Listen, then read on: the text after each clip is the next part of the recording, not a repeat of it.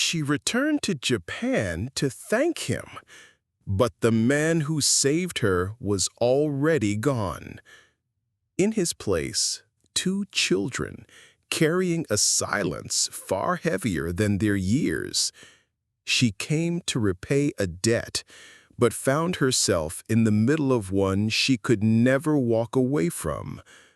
What happened next would change the meaning of thank you forever. Before we begin, comment where in the world you're watching from, and at the end, rate this story from 0 to 10.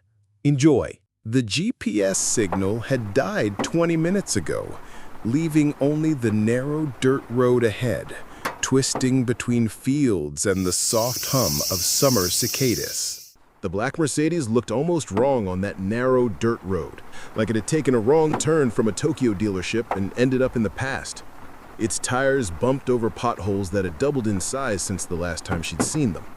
Mud splattered across the pristine doors, but Claire kept driving, her hands clenched on the steering wheel, nails pressing half-moons into her palms. 20 years. That's how long it had been since she had left this place. Back then, she wasn't a CEO. She wasn't wearing clothes worth more than the average monthly salary of the villagers who now glanced suspiciously at the car as it passed. She was just a hungry, frightened 16-year-old girl, lost in a country she barely understood, holding her mother's trembling hand and wondering if they'd survive the night. And then, Kenji. The memory hit her like a flash of warm light on a freezing day.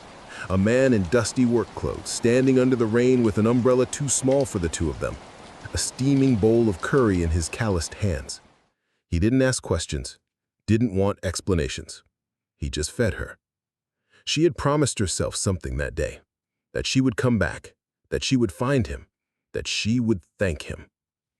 And now here she was, Claire Bennett, 36 years old, owner of one of the most sought-after consulting firms in New York, the woman who could walk into boardrooms in Tokyo and London and bend entire markets with a single negotiation, driving back into the same village she once fled, carrying a promise that had haunted her for 2 decades. Her phone vibrated on the passenger seat. She ignored it. Clients could wait. The world could wait. Because today wasn't about business. Today was about Kenji.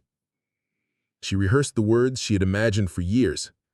I never forgot what you did for me. I'm here to thank you. But words felt small. Claire's chest tightened as the first familiar rooftops appeared beyond the hill, smaller, sadder, more fragile than she remembered. The Mercedes rolled into a world where time hadn't brought progress, only wear. She didn't notice that her breathing had slowed, that her pulse had quickened. She didn't know that before the day was over, her life and the lives of 2 children she had never met would be forever entangled. But when she finally asked about Kenji, the answer shattered the reunion she had dreamed of for 20 years. Claire parked the car beside a vending machine that looked like it hadn't been stocked in years. The screen blinked dimly, offering drinks no one had bought, under the faint outline of kanji worn by the seasons. She stepped out, her polished heels sinking into the damp ground, and took a long breath. The air smelled like wet earth and old wood, exactly as she remembered, and yet so much heavier now. A man sweeping the front of a convenience store looked up as she approached. He was in his 60s, weathered face, cap low over his eyes. Claire offered a polite bow and switched to Japanese, hesitant but respectful. Sumimasen, Kenji-san wa mada... Excuse me, is Kenji still... The man paused, his broom stilled. Then, with the flat tone the Japanese reserved for delivering difficult truths, he answered, "He died. About 5 years ago. Construction accident. Osaka." The words didn't register at first. Claire nodded politely, the way one does when the brain hasn't caught up to the ears. But then the silence, The finality of it pressed down on her like the humid air. "Do you know if he had family?" she asked, her voice thinner now. The man leaned on his broom. "2 kids, a boy and a girl. Still young. Their mother was foreign, I think. Left them long ago. They live with Kenji's mother now, up the hill." Claire thanked him and walked back to the car, but her steps faltered. This wasn't how it was supposed to go. She had imagined awkward laughter, warm tea, maybe tears, but shared. She had rehearsed for years how to say thank you, but Kenji would never hear it. And yet, his children. She didn't even know their names. But if there was any part of Kenji left in the world, it was them. Claire sat in the car for a moment, staring at her reflection in the rearview mirror. Tears pooled, but didn't fall. Instead, she reached for the glove compartment, pulled out the small box she had brought, a simple wooden token, engraved with her company's logo on one side and a single phrase in Japanese on the other. "Onwa kaesu mono." A debt of kindness must be repaid. She closed the box, started the engine, and turned uphill. The house was smaller than she remembered, but what waited inside would shake her in ways no boardroom ever had. The road narrowed into a footpath flanked by overgrown weeds and crooked bamboo fences. Claire slowed the car to a crawl, then stopped altogether. Beyond the trees, barely visible through the morning mist, stood a small house made of faded wood and rusted metal sheets. It tilted slightly, like it had grown tired of standing upright. Claire stepped out. Her heels crunched against gravel and moss. She hesitated at the gate, if you could call it that, and raised a hand to knock, only to realize there was no doorbell, no intercom, just a sliding wooden door chipped at the edges. She called out gently, "Sumimasen, Kenji-san no ie desu ka?" "Excuse me, is this Kenji's house?" The door creaked open.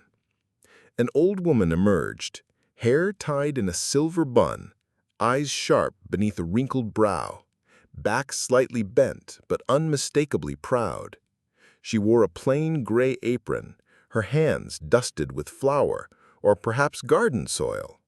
She stared at Claire with no curiosity, no fear, just stillness. "Kenji is gone," she said, flatly in Japanese. "I know. I came to see his family." The woman's gaze narrowed.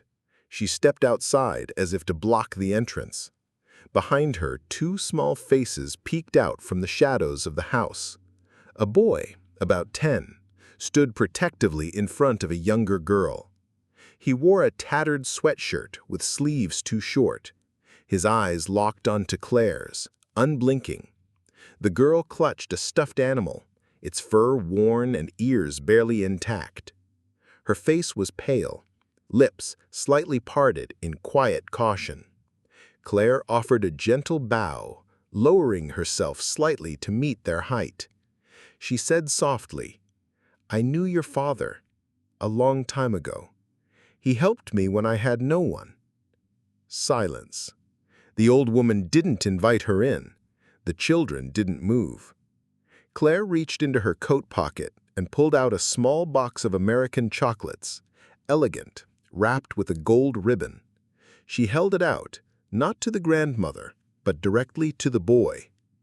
"I'm Claire," she said, placing the box gently on the stone ledge. "I don't want anything. I just came to say thank you." The boy said nothing, but stepped forward slowly and took the box. He didn't smile, but he didn't look away either. The door remained half open as Claire turned to leave. But before she reached the gate, the girl's voice, soft, almost like breath, floated into the air. "Okaeri." Welcome home. Claire stopped in her tracks. She hadn't heard that word in 20 years. And suddenly, she wasn't Claire, the CEO, anymore.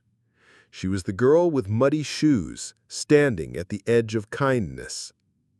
But inside that fragile house, Claire would discover a truth deeper than poverty, a quiet kind of survival that spoke louder than words. The wooden floor creaked under Claire's steps as she entered. The scent inside was a mix of old tatami, soy sauce, and something faintly metallic, like the lingering trace of rust and time. Light filtered through shoji screens patched with tape. A small calendar from 3 years ago still hung on the wall, stuck in a past that never quite let go. She removed her shoes without needing to be told, placing them neatly beside the others, small, worn, and lined up with near military precision. The room was quiet, almost reverent. Obasan moved slowly, her footsteps barely audible. She brought out 2 cups of barley tea, placed them on the low table without a word, and sat across from Claire. The children settled near the doorway, their eyes shifting between the guest and their grandmother. They didn't speak, but they didn't run either. That, Claire figured, was something. She looked around. The kitchen was compact, pots neatly stacked, dishes few but spotless. The walls bore signs of water damage, and one corner near the ceiling showed signs of mold. A single electric heater hummed softly in the corner. On a shelf near the futons sat a plastic bag filled with medicine bottles, rubber-banded together. No television, no computer, no toys, except the limp stuffed animal the girl clutched like it held her memories. Claire's eyes met Obasan's again. "I want to help," she said. The old woman shook her head slowly. "We don't need help. We survive." There was no malice in her tone, only weariness. Claire hesitated. "Kenji helped me once. He gave me food when I had none. I never forgot." Obasan's eyes softened, but just for a moment. "He helped many," she said. "He gave too much. That's why he had nothing left when he needed it most." Claire looked down, guilt rising in her throat. She sipped the tea. It was cold. The boy, Haru, suddenly stood and disappeared into the back room. When he returned, he carried a worn photo. It showed Kenji in a construction uniform, one arm around a toddler Claire didn't recognize, the other cradling a baby. His smile was tired, but real. Claire took the photo carefully, hands trembling. The silence pressed in again, but this time it was full of questions, unspoken, suspended between generations and languages. Then the girl, Aiko, coughed, a short, dry sound. Claire turned instinctively, her eyes narrowing as she noticed how pale the child looked, how her breathing seemed just slightly off. No one else reacted, no one else looked concerned, because this was their normal. But for Claire, it felt like alarm bells. She looked at Obasan. "Has she seen a doctor?" Obasan shrugged. "She's fine. Children get tired sometimes." Claire didn't reply, but inside her a question took root. Not just, how can I help? But, what happens if I don't? The next day, Claire made a decision, one that would risk offending the family, but might just save a life. The morning was cold and bright. A thin mist clung to the fields behind the house as Claire waited by the car, keys in hand, unsure if they would join her. "I made an appointment," she had told Obasan the night before. Just a checkup, it's free, no obligations. Obasan hadn't answered, but now, as the sun crept over the horizon, the door slid open. Haru stepped out first, backpack slung across his small shoulders, his mouth a thin line. Then Aiko appeared, hand in her brother's, bundled in a sweater 2 sizes too big. Her cheeks were pale. Her eyes were already tired. Claire opened the car door wordlessly, and they got in. The clinic was in the next town over, small but modern. As they entered, the staff looked at Claire with polite curiosity, then at the children. Hafu, half Japanese, quiet, out of place. But no one said anything. Japan often preferred its judgment silent. Aiko sat on the exam table, feet dangling, hands clutching the stuffed bear Claire had insisted she bring. The pediatrician was kind, but thorough. He listened, measured, listened again. Then he frowned. "Her heart rhythm isn't normal," he said in English softly. "It could be congenital, might explain the fatigue, the coughing. You'll need to do further tests, echocardiogram, blood work." Claire nodded. "How soon?" The doctor looked at the calendar. 2 weeks, maybe, but if she needs surgery, the waiting list could be months, years. Is there a faster way? There is a private hospital in Nagoya, but it's not cheap. Claire didn't blink. Book it. The tests came quickly. The results were sobering. Aiko had a ventricular septal defect, a hole in the wall between the heart's chambers. Not life-threatening yet, but untreated it would be. She needed surgery within weeks. That evening, Claire sat with Obasan on the Engawa, the wooden porch where Kenji had once shelled edamame after work. She told her everything, the diagnosis, the urgency, the plan. "I will pay for it. She'll be okay." Obasan stared into the darkened garden. Her hands were folded neatly in her lap, motionless. "For years, we were forgotten," she said quietly. "People came and went, promises came and went. I'm too old to believe words anymore." Claire reached into her bag and placed a folded paper on the bench. Aiko's test results, and a printed copy of the surgical appointment. "This isn't a promise. It's already happening," she said. Obasan didn't look at her, but she didn't push the paper away either. From inside, she could hear Aiko giggling softly at something Haru had said. The sound was fragile, precious, and terrifying. Saving Aiko was only the beginning, because once you see a child in danger, you start seeing all the others too. Aiko's surgery was scheduled. Claire had arranged transportation, translators, and follow-up care. Everything was moving, faster than anyone expected. But something didn't sit right. The children still weren't in school. Claire assumed it was due to delays in registration, but one afternoon, while reviewing paperwork with Haru at the kitchen table, she noticed the hesitation in his voice.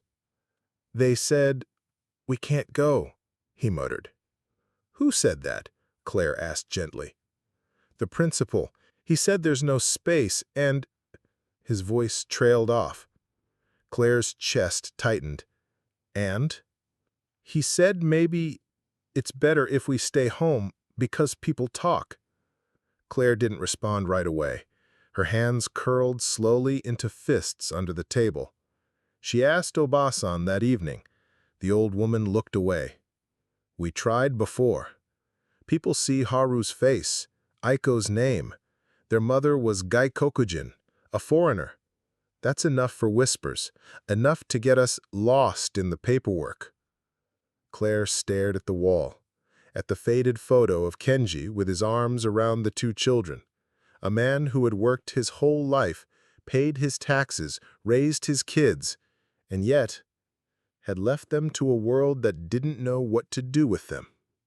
The next morning, Claire put on her best blazer, pulled her hair into a low bun, and walked into the local school office. The secretary greeted her with a stiff bow, surprised to see a foreigner, especially one speaking clear, measured Japanese. Claire laid down the children's documents. All papers are complete. They have residency, medical clearance, their grades from the last school. The principal entered a few minutes later. His face wore a smile Claire recognized from every uncomfortable negotiation she had ever walked into. The smile of someone hoping she'd go away quietly.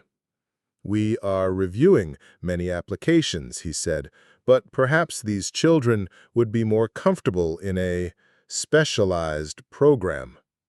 Claire's tone was calm. "Are you suggesting they're not qualified, or simply not wanted?" Silence. A flicker in his eyes. She had hit the target.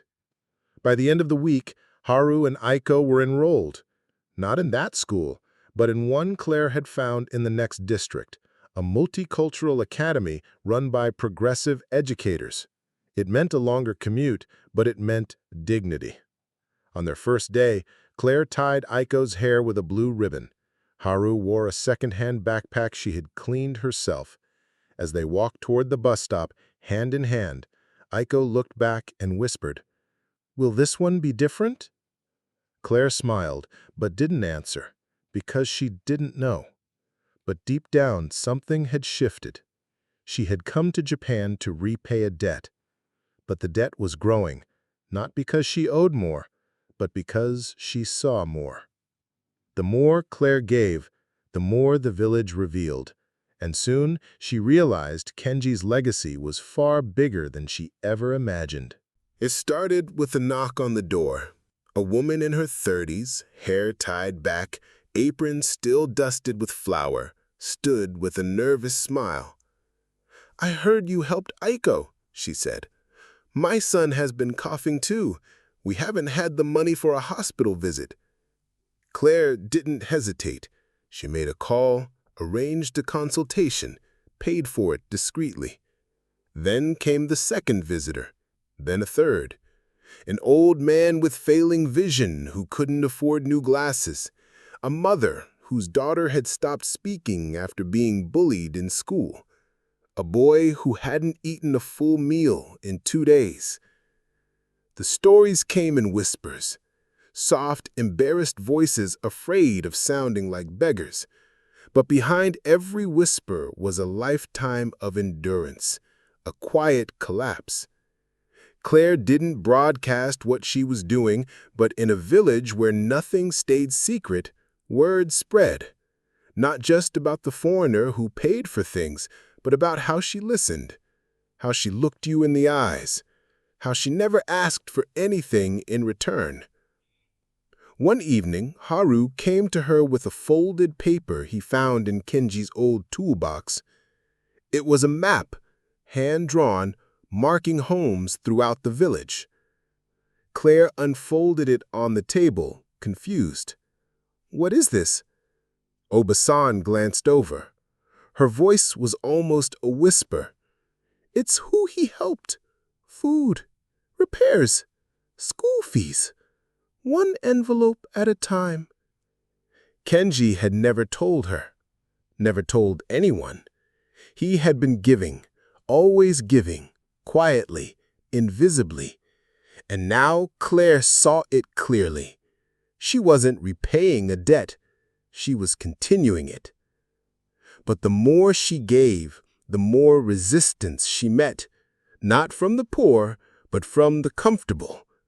"Why are you getting involved?" someone asked at the corner store.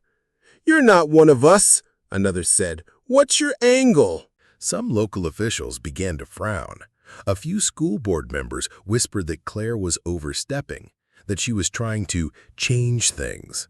She was, and she wasn't sorry, because one afternoon, while delivering school supplies to a child named Yuki, Claire noticed something.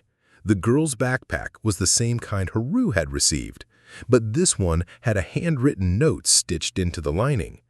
It said, Kenji was my friend. You are not alone. Claire stood in that hallway, stunned. She had given books, medicine, shoes. But this was something different. Kenji's kindness had planted seeds. All she had done was water them. That night, Claire made a decision. It was time to stop patching holes in a sinking ship. It was time to build something that could carry them all forward. But building something real meant drawing attention, and not everyone in the village was ready to see change walk in wearing foreign shoes. Claire stood on the edge of a vacant lot, weeds reaching her knees, the ground uneven and cracked. Crows circled overhead. This place had once been a community hall, burned down a decade ago, never rebuilt. People said it was cursed, forgotten, useless. To Claire, it was a beginning. She contacted an architect in Nagoya, someone she trusted, then an old friend from New York who had experience with social projects in Asia. Within 2 weeks, sketches were on her laptop. A building made of wood and glass blending with the village, not overpowering it. A space for children to study, for the elderly to gather, for meals to be shared and stories to be passed down. She named it Kibu no Kodomo, Children of Hope. But the pushback was immediate. "Why build that here?" asked a local merchant. "It won't last," murmured a retired teacher. "She'll leave eventually. Foreigners always do." Claire didn't argue. She kept showing up. She walked with construction crews, ate bento lunches sitting on the ground with workers, learned the names of their children, let the dust cling to her blazer, let the sun darken her skin. She was there, every day. And slowly, the housewives came, to peek, to ask questions. Some offered ideas. One brought tea for the workers. Another offered to plant flowers near the entrance. Obasan still said little. But one afternoon, she stood beside Claire at the site, arms crossed, expression unreadable. Then, without turning her head, she said, "He would have liked this. Kenji." Claire blinked back the sting in her eyes. But not all responses were quiet approval. One morning, a crude message was painted across the site's wooden fence. "Deteke, koko wa omae no ie janai." Stay out. This is not your home. Claire stared at it for a long time. Then she picked up a paintbrush and covered the words in soft blue, the same shade as Aiko's ribbon. She didn't erase it out of fear. She did it with defiance and grace. When she invited the community to a preview event, fewer than 10 people came, but among them were 3 children who had never looked her in the eye before. One of them, a boy with messy hair and worn shoes, clutched a drawing of Kenji. He handed it to Claire silently. It showed a large wooden building, happy faces inside, and a single line written at the bottom in shaky hiragana. "Okasan wa hitori janai." A mother is never alone. That night, Claire sat by the river where Kenji once took her to skip stones. She thought about roots, how deep they go when no one's looking, and how some trees grow even in soil no one believes in. But before the doors could open, one last test would come, the kind that would stop time for everyone in the village. The day of the surgery arrived like the stillness before a storm. Claire drove the children and Obasan to the hospital in Nagoya. It was a 3-hour ride. No one said much. Haru sat silently beside Aiko, gripping her hand tightly, his jaw clenched. Aiko stared out the window, humming softly, a melody Claire couldn't recognize, but felt was older than any of them. In the waiting room, time became meaningless. The hospital was bright, clean, full of screens and signals, but nothing could quiet the storm inside Claire's chest. She paced, sat, stood again, checked the clock, listened for footsteps that never came. Obasan sat still, hands folded in her lap, eyes closed. She didn't pray aloud, she didn't cry, but her entire body vibrated with a tension that made Claire want to reach for her, and yet not dare to touch. When the surgeon appeared, face masked and eyes serious, everything in the room froze. "The surgery went well," he said. Claire exhaled so sharply it hurt. "She's resting now. You can see her soon." They entered the room together. Aiko lay in the hospital bed, small and pale, an IV in her arm. Monitors beeped softly. Her breathing was steady. Claire sat beside her and brushed a strand of hair from her forehead. Aiko stirred, her eyes fluttered open. "Is it morning?" she whispered. "Soon," Claire replied, voice trembling. "Very soon." Obasan stepped forward and placed her hand on Aiko's shoulder. Then, to Claire's surprise, she turned and bowed, low and deep. For a moment she didn't rise. And when she did, her eyes glistened. "I said we didn't need help, but I was wrong. This he would have wanted." Claire nodded, unable to speak. Word of Aiko's surgery spread fast through the village. At the construction site, the workers paused when they heard the news. At the grocery store, the cashier whispered it to a customer. At the temple, a monk lit a candle without saying why. And that night, something rare happened. The people of the village gathered. Not all of them, not in a formal way, but quietly they came to the hill where Kibo no Kodomo stood, still unfinished. They placed candles, flowers, small notes. One read, "Kenji lives on." Another, "Thank you for not giving up on us." Claire returned 2 days later and saw them, the flickers of light, the silent tributes. She didn't need a plaque or a ribbon-cutting ceremony. This was enough. But Haru had one more thing to say. As they stood on the porch of the house, Aiko sleeping inside, he looked up at Claire and asked, "Does this mean you'll stay?" Claire didn't answer right away, because the question was bigger than geography. It was about belonging. And for the first time, she didn't feel like a visitor anymore. The doors would open soon, but what Claire hadn't expected was how much the village itself would change her.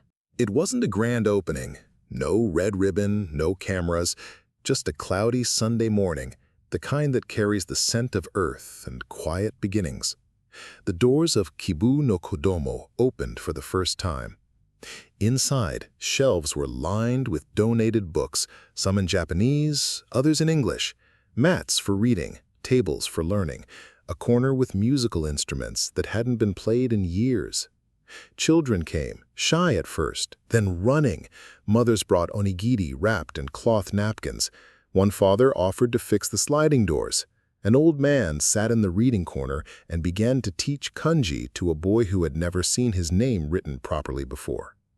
Claire stood back, watching. She didn't give a speech. She didn't need to.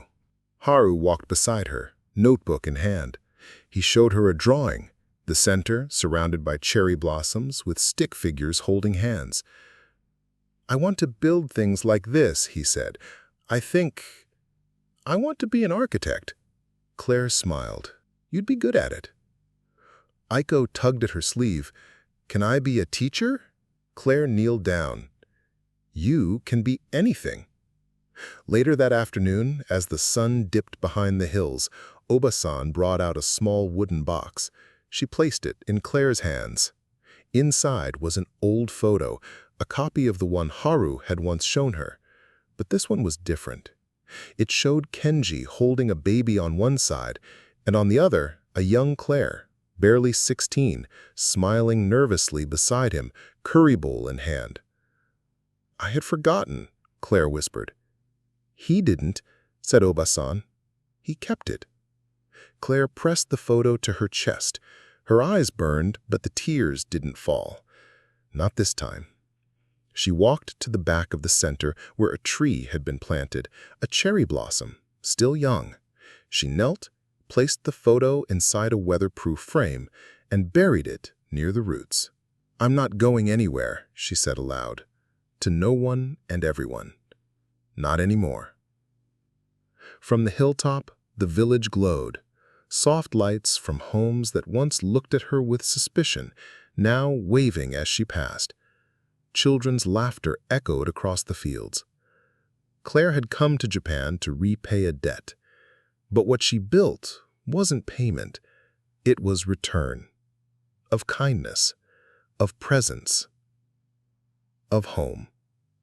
Sometimes the greatest thank you doesn't come in words, but in staying when it's easier to leave. If this story moved you, if it reminded you that even the smallest act of kindness can echo through generations, consider subscribing to Between Two Worlds. Here we share stories that go beyond borders and beyond words. And tell me in the comments, where in the world are you watching from?